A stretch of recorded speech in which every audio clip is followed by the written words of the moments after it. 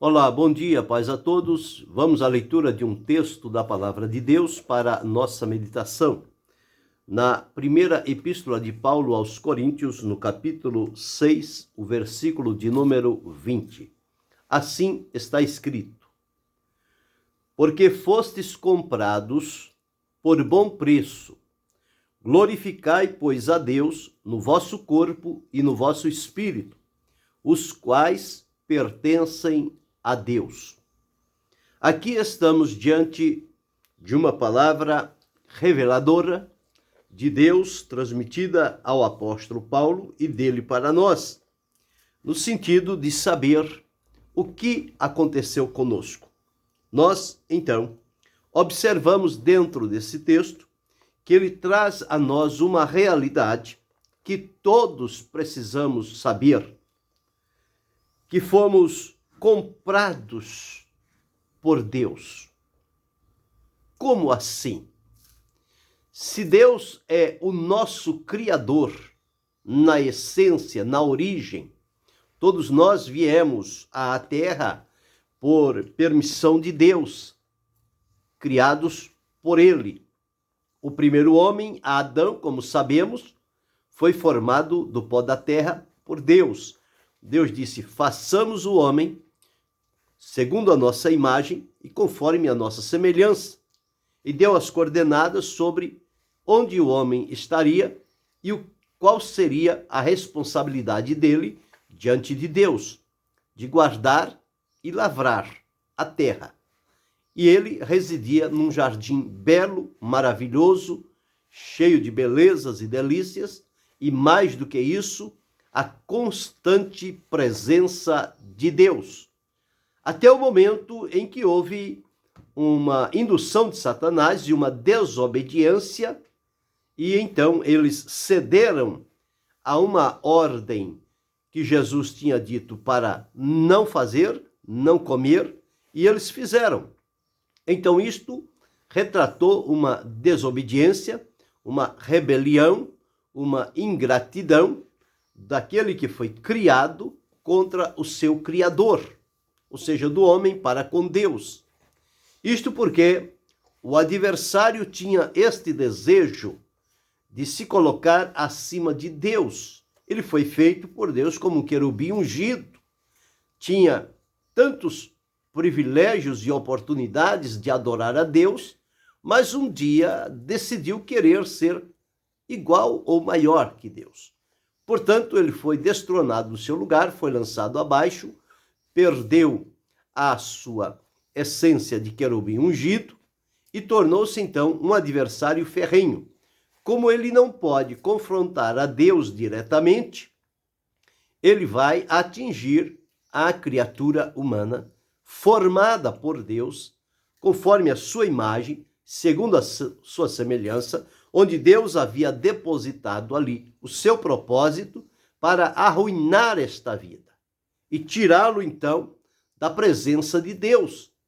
E ao cometerem essa desobediência, o Senhor Deus não teve outra alternativa, embora ele sendo um Deus de amor, de graça, de misericórdia, ele é um Deus justo, ele não poderia permitir uma injustiça, uma impiedade no seu reino, na sua presença. Foi avisado ao desobedecer, então o Senhor Deus precisou julgá-los e dar a cada um a sua sentença. Isso está lá no capítulo 3 de Gênesis, onde diz que depois que isto aconteceu, o Senhor Deus veio ao jardim, chamou por Adão, ele tentou resistir, não podendo mais. Ele disse: ouvi a tua voz soar no jardim, temi e escondi-me, porque estava nu. E o Senhor pergunta: quem disse que estava nu? Comeste tu da árvore que te disse que não comesse? Ele disse: a mulher que tu me deste me deu e eu comi. O Senhor perguntou à mulher, ela disse: a serpente me enganou. Então o Senhor sentenciou a serpente que rastejaria sobre o seu ventre e comeria pó todos os seus dias. A mulher teria dor, com dor teria seus filhos, e o seu desejo seria para o seu marido. O homem trabalharia no campo, mas a terra produziria cardos e espinhos, e ele teria que, no suor do seu rosto, ao trabalhar, deixar ali a força da sua vida, trazer o sustento, o alimento e a provisão para a sua casa. E assim foi, Deus o lançou fora, e a partir dali, a escuridão tomou conta daquele homem, e ele passou a viver por caminhos errantes e sinuosos pela sua vida. E isto, diz a palavra de Deus, foi a condição em que o pecado entrou. E o pecado, havendo entrado, passou a todos os homens, por isso que todos morreram. E a partir dali, o homem ficou subjugado ao poderio de Satanás, tornando-se servo do pecado, escravizado pelo pecado, a cometer toda sorte de crueldade, de maldade, que são frutos do pecado, de estar longe da presença de Deus, andando por este mundo de maneira errante e violenta. Portanto, o amor de Deus para com a humanidade, muito grande, sublime, profundo e maravilhoso, que a Escritura afirma que Deus amou o mundo de tal maneira.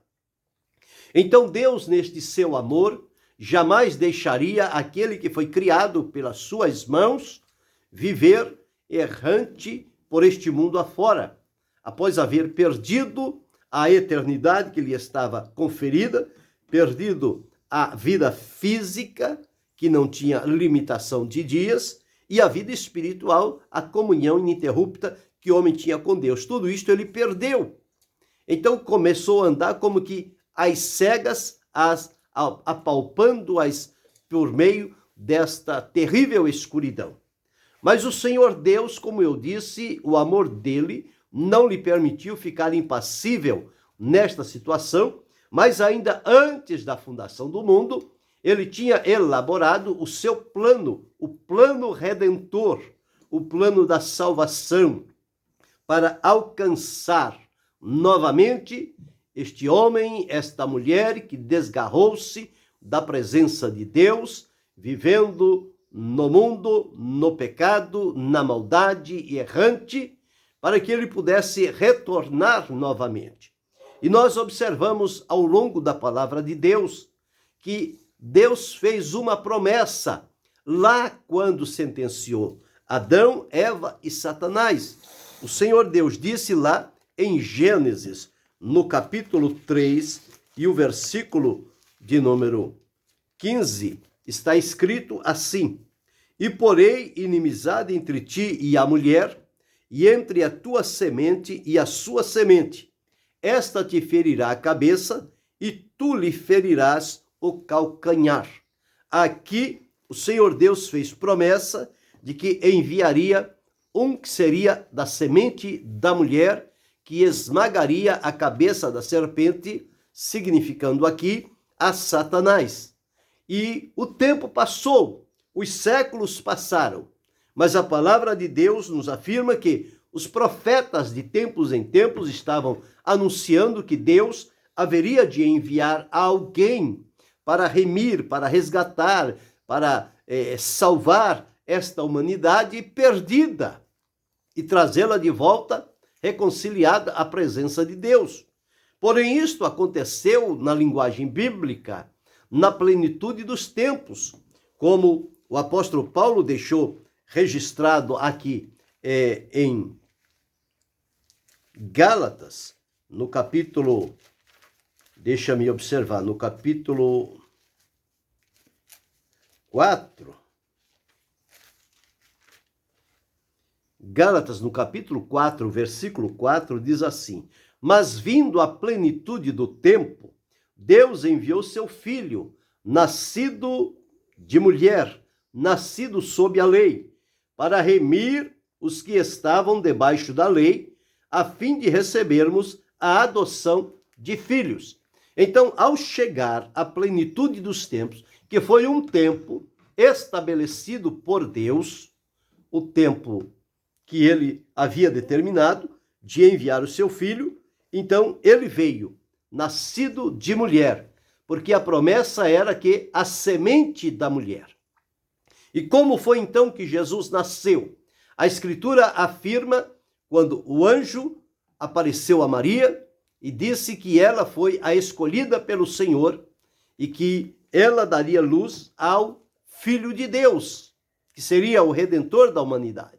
E ela disse, como será isto? Ele disse, descerá sobre ti o Espírito Santo, pelo que o santo que de ti há de nascer será chamado Filho de Deus. Então ele foi gerado pelo Espírito Santo no ventre de Maria, daí então a encarnação de Jesus, de tornar-se homem, habitar entre os homens, pois somente um, semelhante aos homens, poderia assumir o lugar de todos e oferecer-se a Deus em sacrifício para o preço do resgate desta humanidade. Então Jesus veio, pelo menos, por 3 finalidades. Ele tornou-se homem. Primeiro, para nos redimir, precisaria ser alguém igual a nós. Então Jesus tornou-se um como nós, com a diferença de que nele não haverá, nunca houve pecado. Segundo, que ele pudesse condoer-se da nossa situação, que ele pudesse perceber qual era a nossa condição, em que nós estávamos vendidos, rendidos ao pecado e escravizados, e que tivesse a disponibilidade de assumir a nossa culpa diante de Deus. E terceiro, que tivesse condição de oferecer um pagamento, um sacrifício, um resgate para para nos libertar e trazer-nos novamente para Deus. Então, em Jesus cumpriu-se estas 3 coisas. Ele tornou-se um como nós, ele teve a disposição de cumprir o plano de Deus para nos redimir, tanto é que nos Salmos e na Epístola aos Hebreus está escrito, no rolo do livro está escrito de mim, para fazer a tua vontade, ó Pai.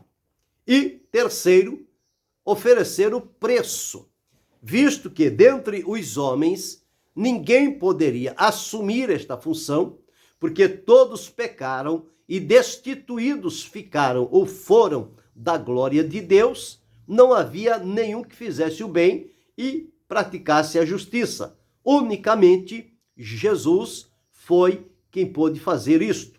E ele veio para fazer este sacrifício, oferecer a Deus e abrir então a oportunidade para que a humanidade perdida e pecadora retornasse através da reconciliação e da libertação por Jesus para novamente servir a Deus e ser dele a sua propriedade. Então nós fomos comprados por um bom preço e agora então pertencemos a Deus. E que preço foi este? O preço foi o sangue de Jesus. Não foi ouro, não foi prata, não foi com nada desta vida que se oferece para comprar a salvação. Mas o Senhor Jesus ofereceu o seu próprio sangue, um sangue puro, imaculado, incontaminado, um sangue carmesim, ofereceu-se a Deus como preço de resgate e redenção, o que por Deus foi aceito. E em sendo aceito, então ele coloca diante de nós agora esta oportunidade. Então nós observamos qual era a nossa condição de outrora. Escravizados, subjugados, obrigados a, por servidão do pecado, praticar todas as suas obras que são próprias do pecado, e isso acrescentando a cada dia consequências sobre a nossa vida. E o final seria o salário do pecado, a consequência é a morte. Uma separação espiritual e eterna de Deus. Então nós encontramos que, quando vamos observar a redenção em 4 pontos, nós vamos encontrar, primeiro, que nós estávamos escravizados, estávamos subjugados. E a primeira condição da redenção é nos tornar livres, colocar-nos na condição de livre. Quer dizer, a liberdade da escravidão mediante o pagamento do resgate, conforme eu disse, que foi o sangue de Jesus. Segundo, significaria também redimir, que quer dizer que nós fomos então comprado, a liberdade conseguida, o ato de comprar. Nós encontramos aqui que nós somos comprados por Deus.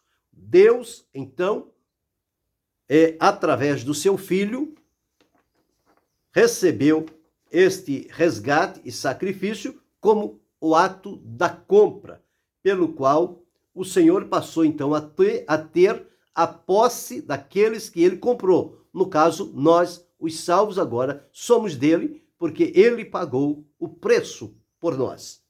Terceiro, que significa que nós não mais voltaríamos a viver naquela vida de outrora de pecado e de escravidão.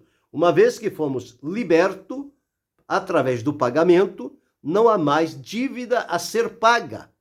Sendo paga, nós temos agora a liberdade garantida para sermos retirados daquela condição.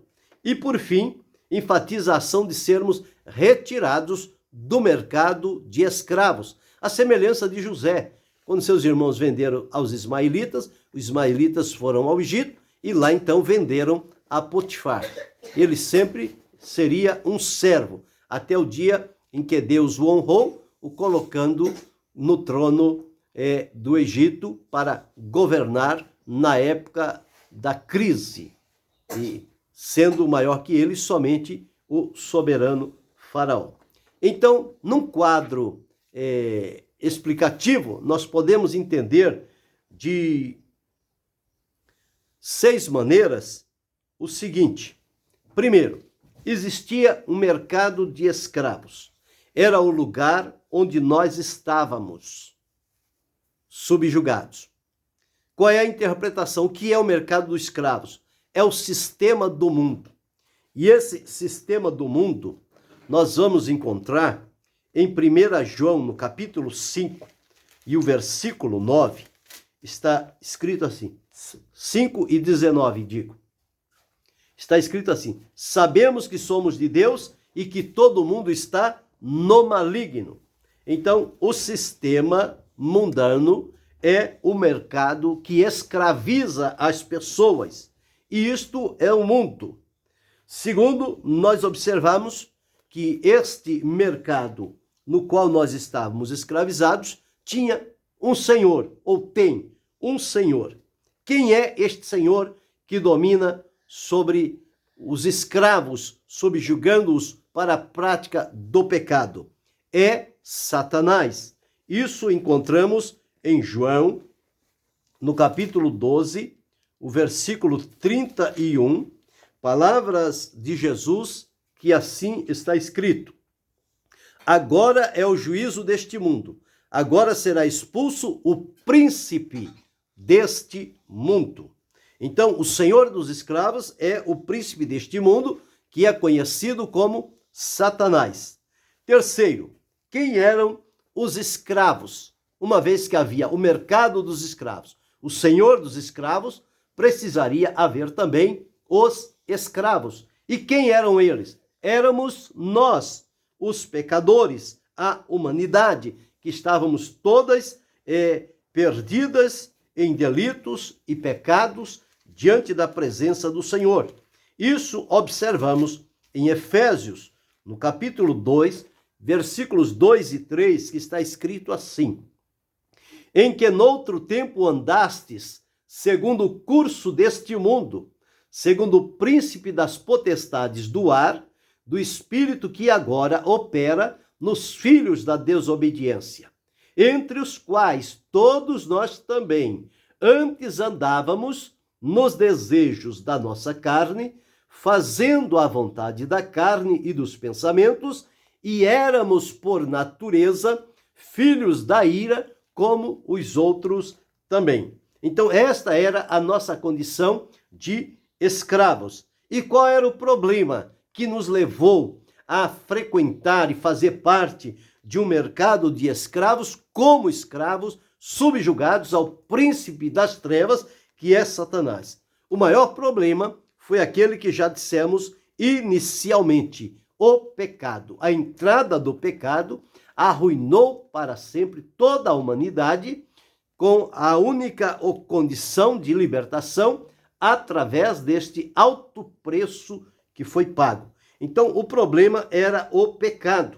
E quando nós encontramos em Colossenses, no capítulo 2 e o versículo 14, está escrito assim: havendo riscado a cédula que era contra nós nas suas ordenanças, a qual de alguma maneira nos era contrária, e atirou do meio de nós, cravando-a na cruz, e despojando os principados e potestades, os expôs publicamente e deles triunfou em si mesmo.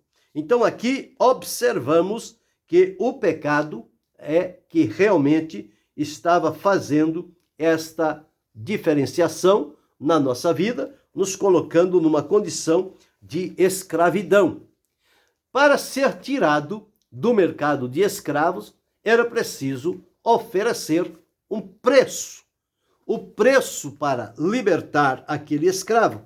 E o maior arrematador nesta condição foi o Senhor Jesus Cristo.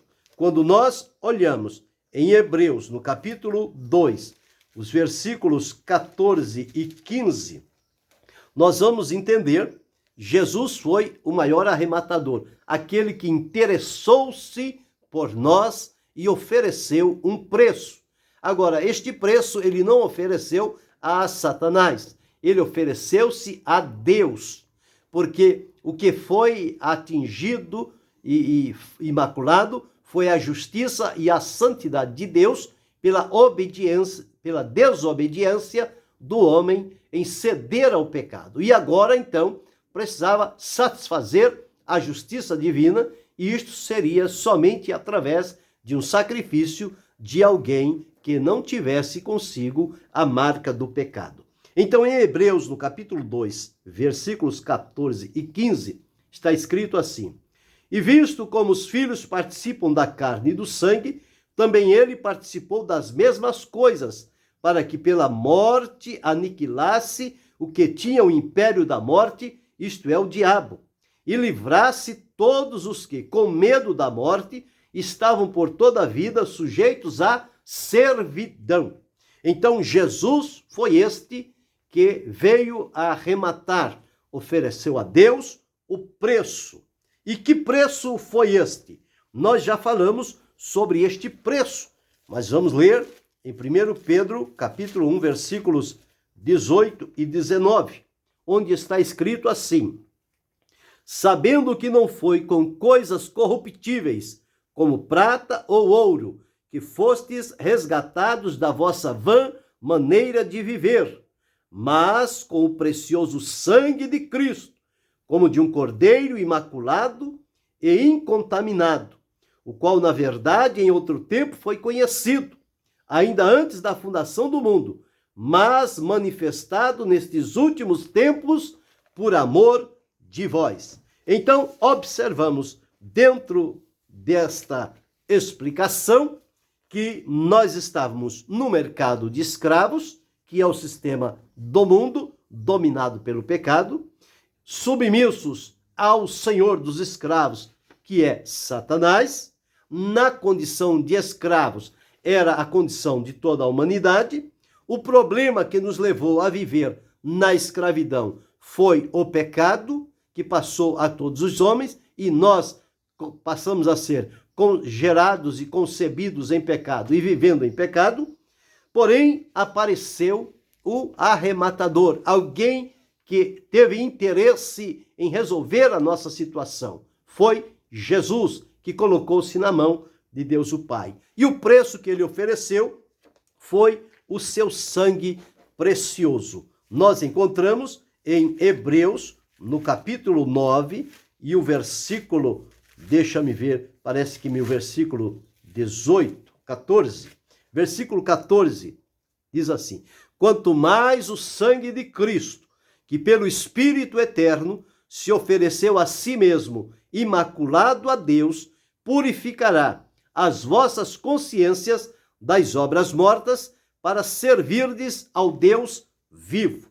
Então nós observamos aqui o que foi necessário acontecer para que esta compra se efetivasse. E quando nós olhamos aqui em 1 Coríntios, no capítulo 7, versículo 23, diz: fostes comprados por bom preço, não vos façais servos dos homens. O que li inicialmente diz: porque fostes comprados por bom preço, glorificai, pois, a Deus no vosso corpo e no vosso espírito, os quais pertencem a Deus.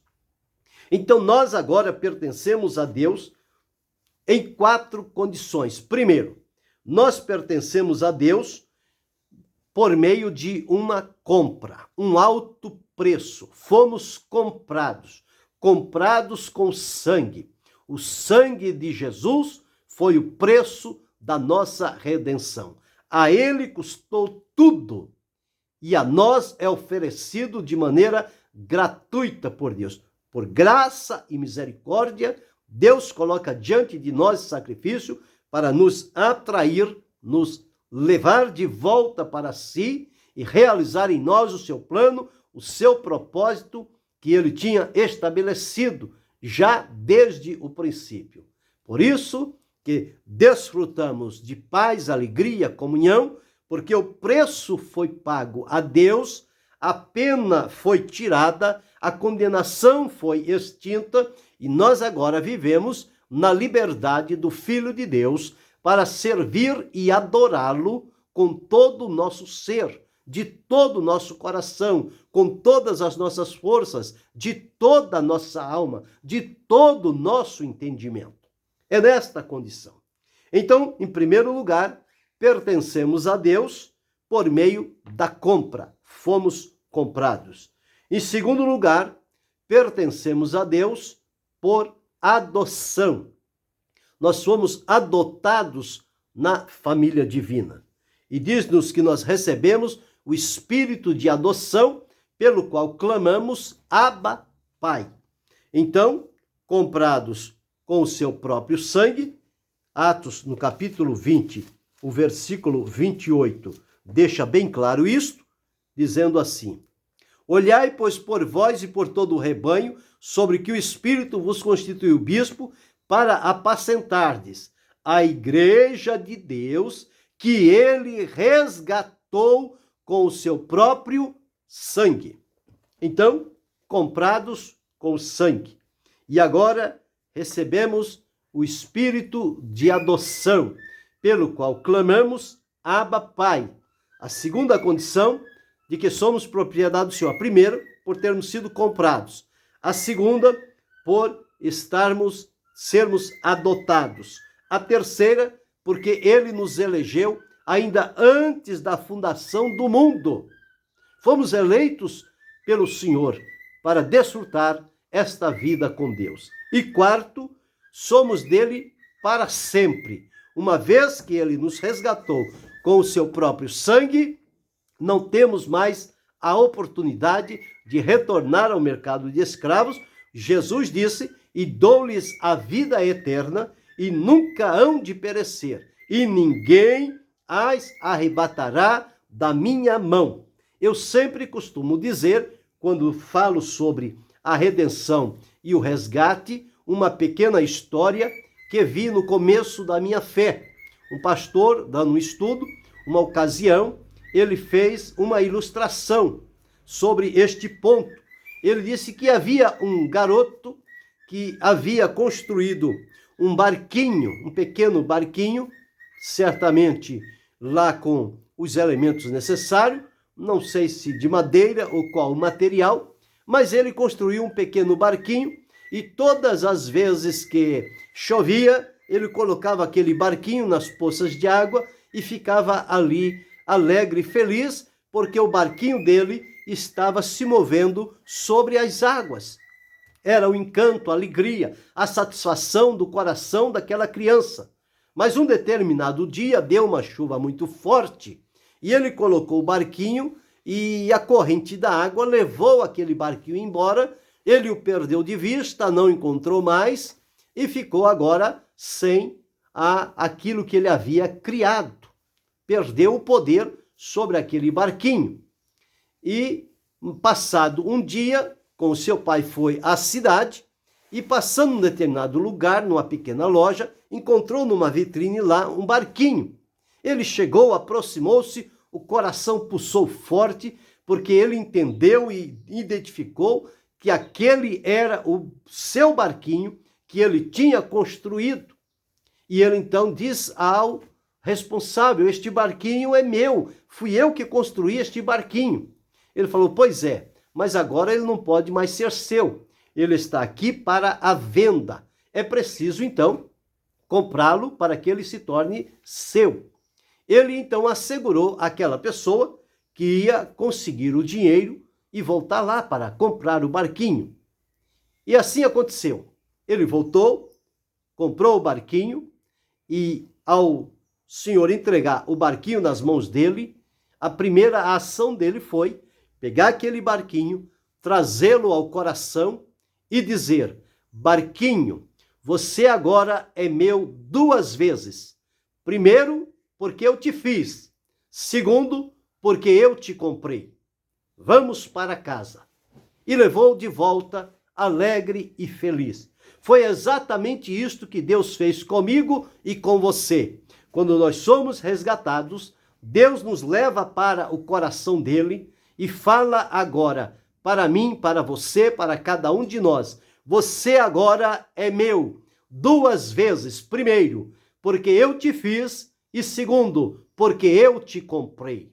Há uma canção que diz: fomos comprados por um alto preço, preço de sangue, o sangue de Jesus. Portanto, glorifiquemos a Deus no nosso corpo e no nosso espírito, porque eles agora pertencem a Deus por direito de criação e por direito de redenção, que foi a compra feita através do sangue de Jesus Cristo. Desfrutemos desta posição que temos na presença do Senhor, de sermos por Ele comprados para servi-lo por toda a eternidade. Que Deus continue abençoando-nos em Cristo Jesus, não só hoje, mas para todo sempre. Amém.